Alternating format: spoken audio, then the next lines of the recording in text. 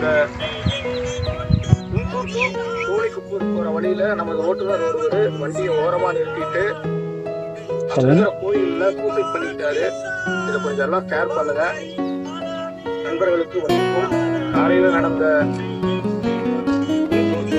கோழிக்குப்பூர் போற வழியில நமது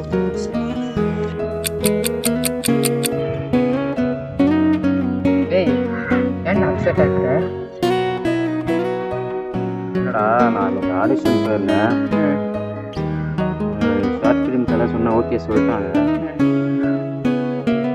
பண்ணுறது எப்படி இருக்குது ஓகேன்ட்டாங்க. அப்போ ஏன்டா ஃபீலிங் நடிச்ச? அப்போ இது பண்ணுறது இதில் தான் கூப்பிட்டாங்களே, பார்க்கறது தானே எப்படி எடுக்கணும்னு தான்